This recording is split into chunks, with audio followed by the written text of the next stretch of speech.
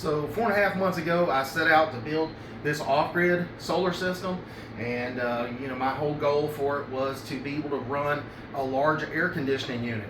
Well, I didn't really know at first how long that it would run an air conditioning unit or what size air conditioning unit I wanted to get, but I wanted to get something big so that it could really put out a lot of cold air in the house.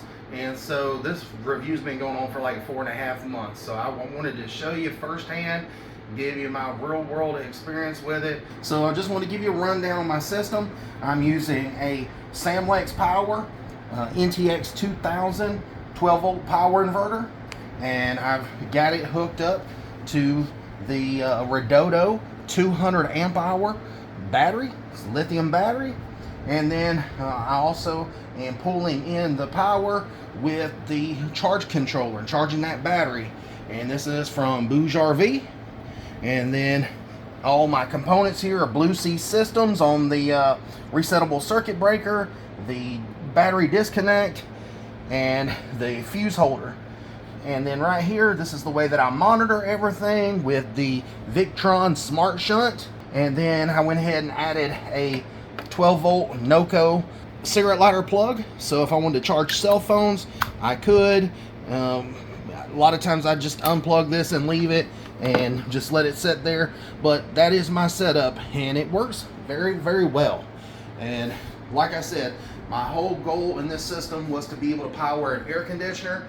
And so I was having to be on Marketplace, and I found a pallet of air conditioners that were returned, like from Home Depot or something like that. And I was able to score a Medea U-shaped air conditioner for like $250. And there was nothing wrong with it. It was actually brand new. It was just a return. And so I brought it home, got everything hooked up, and got it hooked into this kilowatt meter right here. Picked this up at Harbor Freight.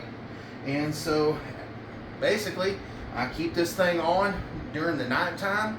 Like whenever I come in, let's say we go to eat or something and we come back to the house after dinner, 5, 6 o'clock, somewhere in there, 7 o'clock, I might turn it on and run it in the afternoons. And the reason I do that is because I know that a 12,000 BTU unit air conditioner is not going to cool my whole house, but 12,000 BTUs is a really large air conditioner. This is the largest one that Medea makes without having to go up to like a 220 volt unit. So this is a large unit, but like I said, it's still not able to cool my whole house by no stretch. But if I turn the AC off at nighttime, and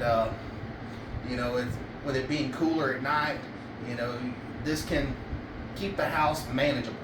It can keep it at 70 degrees.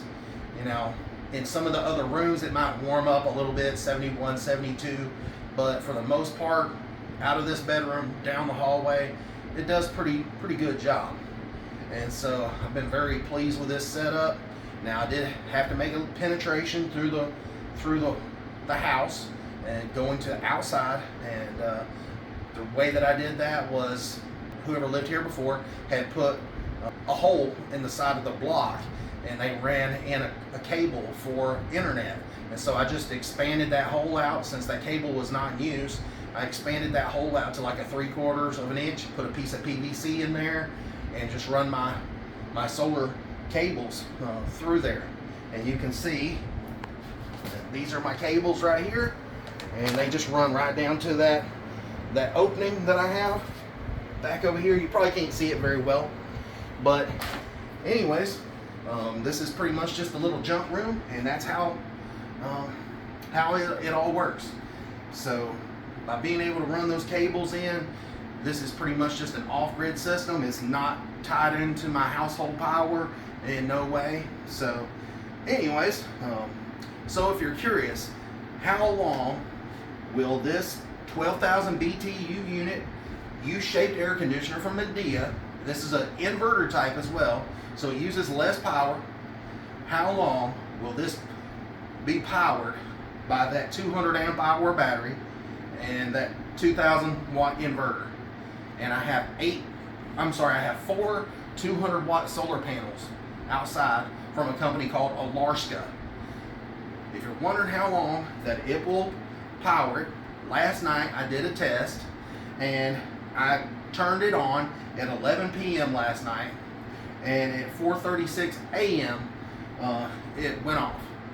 And so 5 hours and 36 minutes, that's a really long time to be able to run an air conditioner this huge. And the way that I'm doing it is, again, this is a very efficient air conditioner. It's like the most efficient window unit you can buy, and that is a pretty decent sized battery, and the system just works great. The SAMLEX inverter, I don't leave it turned on during the day. Like I said, when I come in here in the afternoons, I just turn the inverter on and it's ready to go. Now, the downside, with those 800 watts of solar panels, it takes, depending on the day, if it's really sunny outside, then it can charge this battery in a day. If it's cloudy and overcast, it might take 2 days, 3 days to charge that battery, and that's just a 200 amp hour battery. So, you know, for me, I just now turned the unit on, and it's like 6 o'clock in the afternoon. Yeah, 5:55 in the afternoon. When I turned the unit on, it was at 60% charge. So it's kind of overcast outside today, and so, you know, it might take it half a day tomorrow to go ahead and charge that 200 amp hour battery to its 100% capacity. So to answer your question, I got 5 hours and 36 minutes on a 200 amp hour battery running a Medea 12,000 BTU unit air conditioner at nighttime. Now, the reason I say at nighttime is because the air conditioner is going to pull more amps and use more wattage during the day when it's having to run harder, and it's going to take more power. So that's one reason why I run it at night. Another reason, like I said, that I run it at night is because I know it can't keep up and cool this whole house. So I figure if I run it at night, it can at least maintain and keep most of the house somewhat cool without it being too hot here. Plus, you know, I've had air conditioning problems for months now. Over the last year, I've had air conditioning problems with my home HVAC unit. That's a whole nother story. If you're looking for a home warranty company, stay away from First American Home Warranty. They suck, and that's who I've been fighting with. But anyways, back to this. So I wanted to say one thing that's been a very big help in monitoring this system is that Victron Smart Shunt. You can see it right here. I gotta say, it is a really good monitor, and they have really good app for your phone, and it just, what it does is it just monitors everything. It tells you how much state of charge that you have, and you know, it tells you how many watts you're using. I don't even have to use this kilowatt meter, but sometimes I use it to kind of compare to see how close they are. Right now it's fluctuating a little bit on the Victron app. It says I'm using 722, 720 watts, 721, and then over here it says 720, 725. I don't know how well you guys can see that. There you go. 726, 722, 721, and that's right in line with the Victron Smart Shunt.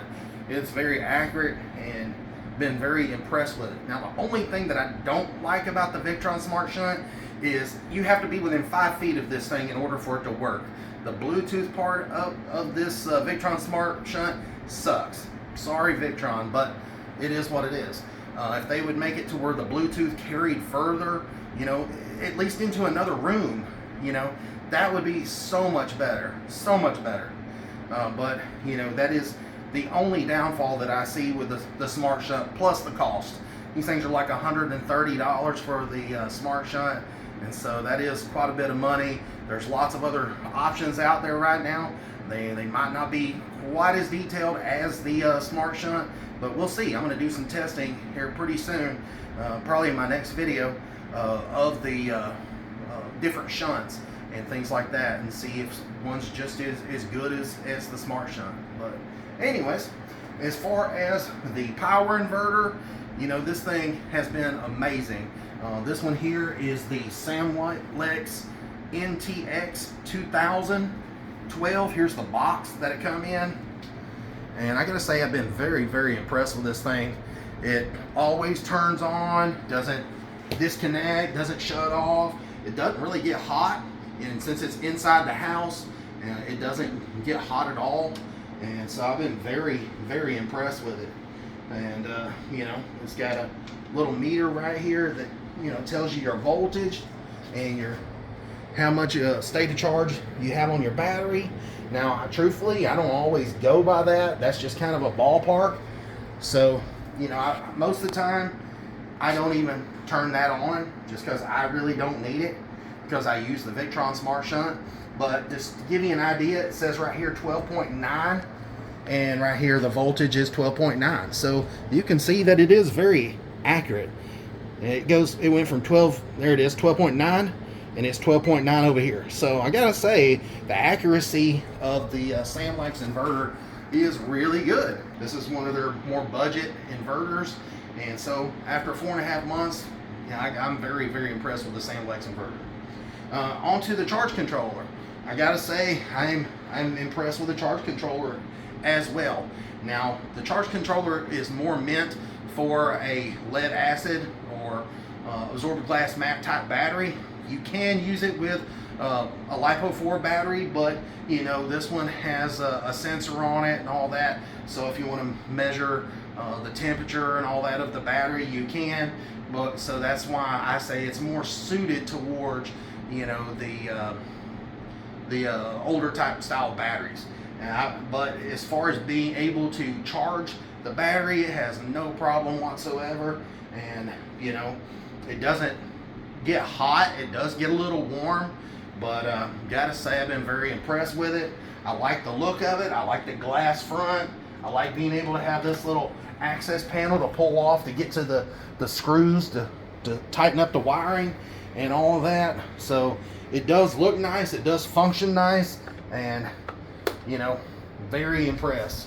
Now, in that video that I showed you before, I took and I cut a hole in the piece of wood here on each side. I don't know if you can see that, but I mounted a computer fan, like a 3-4 inch computer fan these are AC Infinity fans.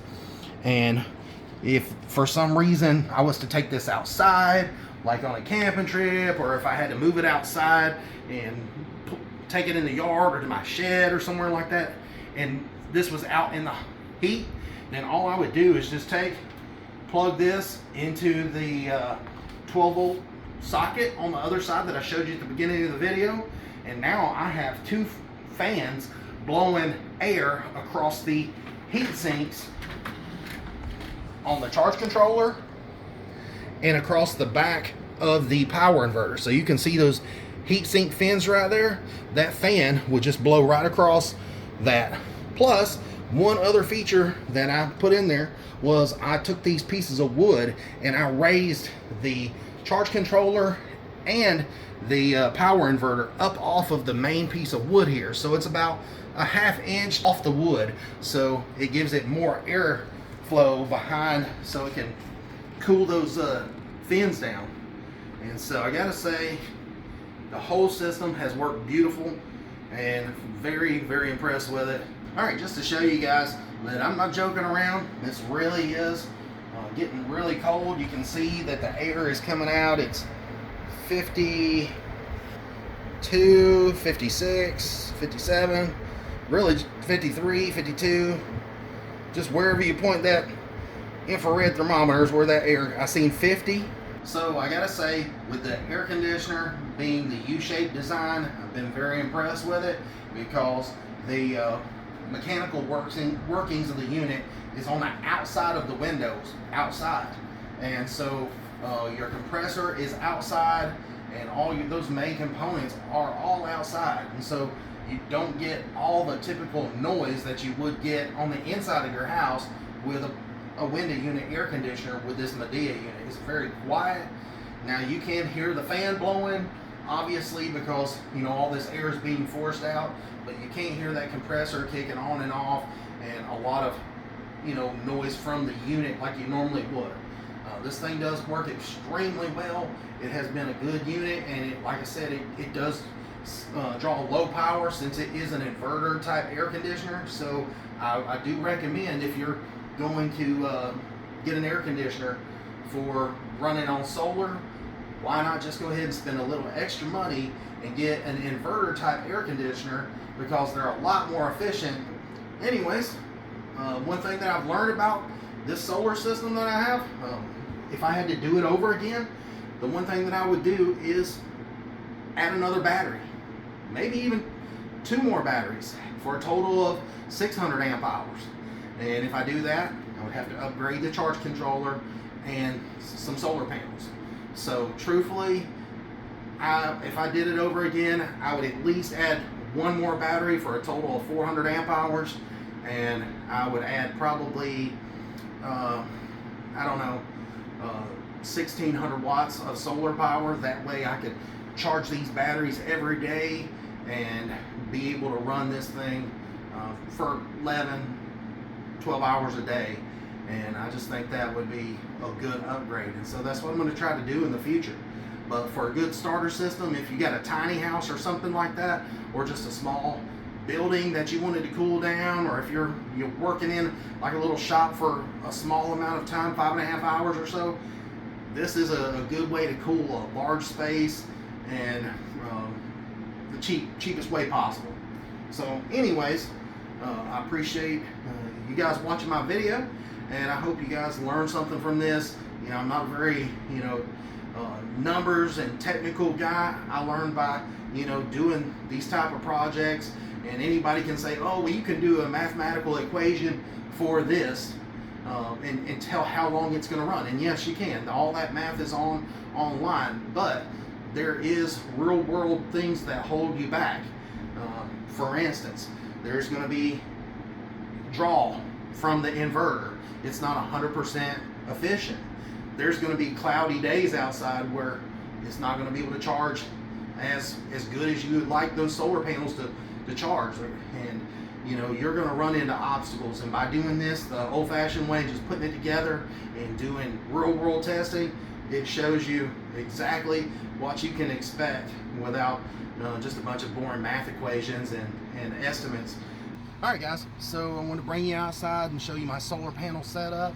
I have 4 200 watt Alaska solar panels. I found these on Amazon, and the name brand is kind of spelled funny. It's ALRSKA, and again, these are 200 watts a piece, and they are mono panels. They're pretty efficient panels.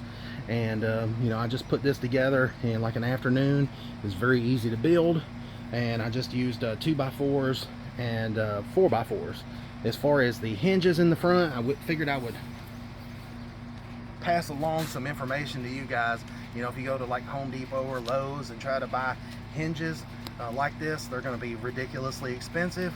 I found these at Harbor Freight for like $3 or $4 a piece, and you can catch them on sale, and they're even cheaper than that. So anyways, just wanted to show you that. And it started raining on me, so come on over here. You can see that I have it hinged over here in the front, and then here on the side I left a little handle here so I can raise it up or down. And the way that I found my angle is by this. You take a miter saw and you figure out which angle you want your panels to be at, and you make your cut. And I think that one's somewhere around 15 degrees. And then you just stick it right in there, and it's held that way for 4.5 months. I had no problems. And if I want to lift this whole system up and get behind there to work on the solar panel system, it's no problem. I just lift it up and have somebody hold it for me so the wind don't catch it.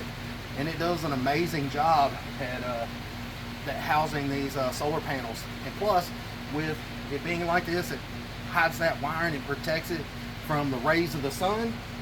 And you can see right there, there's my intrusion into the house. You can see there's a piece of PVC sticking out with the 2 wires, and so that's how I went through the block. And now one thing that I will need to do on this system here is I will need to put like a piece of brace here, or a block here on in the middle, because it is sagging just a little bit, but that's like a 10-minute fix. Cut one board, put it there in the middle, and then you're good. Now if you want to raise it up and lower it down, just cut another board to whatever angle you want and stick that board in there, and you have that exact angle, and you can fasten it down any which way you want to, and make it whichever degree you want to make it.